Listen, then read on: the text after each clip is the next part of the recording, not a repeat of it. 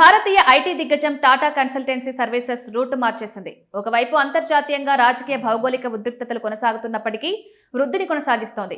క్లిష్ట పరిస్థితుల్లోనూ మంచి లాభాలను గడించింది. 2026-27 ఫైనాన్షియల్ ఇయర్ మొదటి త్రైమాసికంలో నికర లాభం అంతకు ముందే ఇదే సమయంతో పోలిస్తే సుమారు 5% వరకు పెరిగి 13,349 కోట్లుగా వచ్చింది. ఆదాయం 14% మేర పుంజుకోగా ఇప్పుడు 72,275 కోట్లుగా నమోదైంది.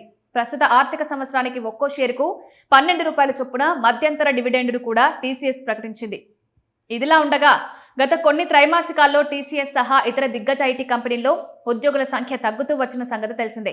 ఒకవైపు ఏఐ ఎంట్రీతో ఈ సాంప్రదాయ ఐటీ సర్వీసులకు డిమాండ్ తగ్గుతుందన్న భయాలు నెలకొన్నాయి.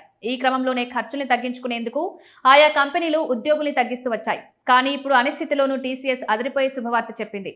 టెక్నాలజీ ప్రపంచంలో ఆర్టిఫిషియల్ ఇంటెలిజెన్స్ కు డిమాండ్ పెరుగుతున్న నేపథ్యంలో దానికి అనుగుణంగా సరికొత్త ఏఐ స్కిల్స్ కలిగిన అభ్యర్థుల్ని భారీగా చేర్చుకుంటోంది. కిందటి త్రైమాసికంతో పోలిస్తే ఈ ఒక్క క్వార్టర్లోనే నికరంగా టీసీఎస్ లో 9,279 మంది ఉద్యోగులు పెరిగారు. సంస్థలో మొత్తం ఉద్యోగుల సంఖ్య ఇప్పుడు 5,93,798కి చేరింది.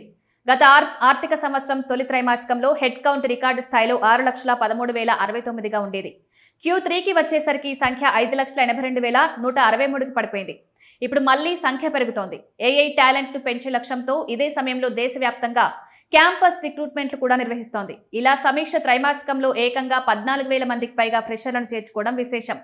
ఇక 2026-27 ఆర్థిక సంవత్సరానికి సంబంధించి ఇప్పటికే 25,000 మందికి పైగా క్యాంపస్ ఆఫర్స్ ఇచ్చామని, డిమాండ్ బట్టి సంఖ్యను మరింత పెంచుతామని సంస్థ సీఈఓ కృతివాసన్ తెలిపారు. ఏఐ వల్ల ఐటీ ఉద్యోగాలు తగ్గిపోతాయనే భయాల్ని టీసీఎస్ మేనేజ్మెంట్ కొట్టిపారేసింది. నాలెడ్జ్ వర్కర్స్ ఉపాధికి ఎలాంటి ఢోకా లేదని, అయితే ఉద్యోగాల శైలి మారబోతోందని స్పష్టం చేసింది. ఇప్పటికే కంపెనీలో 3.12 లక్షల మందికి పైగా అసోసియేట్స్ ఏఐ, మెషిన్ లెర్నింగ్ లో ఉన్నత నైపుణ్యాలు సాధించినట్లు టీసీఎస్ పేర్కొంది. ఇంకా రాబోయే రోజుల్లో prompt engineering, model training, AI life cycle management వంటి విభాగాల్లో హైరింగ్ ఎక్కువగా ఉంటుందని సంస్థ చీఫ్ హెచ్ఆర్ ఆఫీసర్ సుదీప్ కన్నుమల్ స్పష్టం చేశారు.